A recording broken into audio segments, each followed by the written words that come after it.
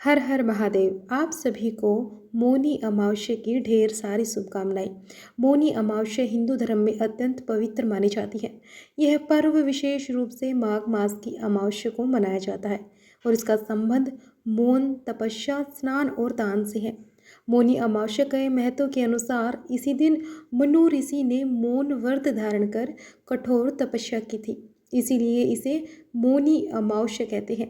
तथा इस दिन भगवान विष्णु जी और शिव जी की पूजा तथा मौन रहकर पवित्र नदियों में स्नान और दान करने का विशेष महत्व है। तो आइए सुनते हैं मौनी अमावस्या की कथा। पुराणों के अनुसार कांचीपुरी में एक ब्राह्मण रहता था। उसका नाम देवस्वामी था तथा उसकी पत्नी का नाम धनवती था। उनके 7 पुत्र तथा एक पुत्री थी। पुत्री का नाम गुणवती था। ब्राह्मणों ने 7 पुत्रों को विवाह करके बेटी के लिए वर खोजने अपने बड़े पुत्र को भेजा। उसी दौरान किसी पंडित ने पुत्री की जन्म कुंडली देखी और बताया कि सप्तपदी यानी कि विवाह के 7 वचन होते होते यह कन्या विधवा हो जाएगी। तब उस ब्राह्मण ने पंडित से पूछा कि पुत्री के इस वैधव्य दोष का निवारण कैसे होगा। अब पंडित जी ने कहा कि सोमा का पूजन करने से वैधव्य दोष दूर होगा। फिर सोमा का परिचय देते हुए उसने बताया कि वह एक धोबिन है। उसका निवास स्थल सिंघल द्वीप है। उसे जैसे तैसे प्रसन्न कर लो और गुणवती के विवाह से पहले उसे यहाँ बुलवा लो। तब देवस्वामी का सबसे छोटा लड़का बहन को अपने साथ लेकर सिंघल द्वीप जाने के लिए सागर तट पर चला जाता है। सागर पार करने की चिंता में दोनों एक वृक्ष की छाया में बैठ गए। उस पेड़ पर एक घोंसले में गिद्ध का परिवार रहता था। उस समय घोंसले में सिर्फ गिद्ध के बच्चे थे। अब गिद्ध के बच्चे भाई बहन की क्रियाकलापों को देख रहे थे। सायंकाल के समय गिद्ध के बच्चों की माँ आई तो उन्होंने भोजन नहीं किया। वह अपनी माँ से बोले कि नीचे 2 प्राणी सुबह से भूखे प्यासे बैठे हैं। जब तक वे कुछ खा नहीं लेते तब तक हम भी कुछ नहीं खाएंगे। तब दया और ममता की वशीभूत गिद्ध माता उनके पास आई और बोली कि मैंने आपकी इच्छाओं को जान लिया है। इस वन में जो भी फल फूल कंदमूल मिलेगा मैं ले आती हूँ। आप भोजन कर लीजिए। मैं प्रातः आपको सागर पार कराकर सिंघल द्वीप की सीमा के पास पहुँचा दूंगी।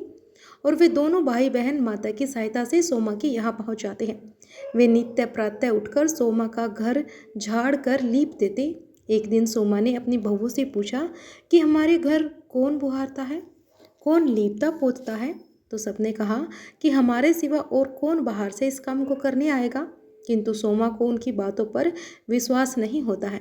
एक दिन उसने रहस्य जानना चाहा तो वह सारी रात जागी और सब कुछ प्रत्यक्ष देखकर जान गई। सोमा का उन भाई बहन से वार्तालाप हुआ। भाई ने सोमा को बहन संबंधित सारी बातें बता दी। सोमा ने उनकी सेवा से प्रसन्न होकर उचित समय पर उनके घर पहुंचने का वचन देकर कन्या की वैधव्य दोष निवारण का आश्वासन दिया। मगर भाई ने उससे अपने साथ चलने के लिए आग्रह किया।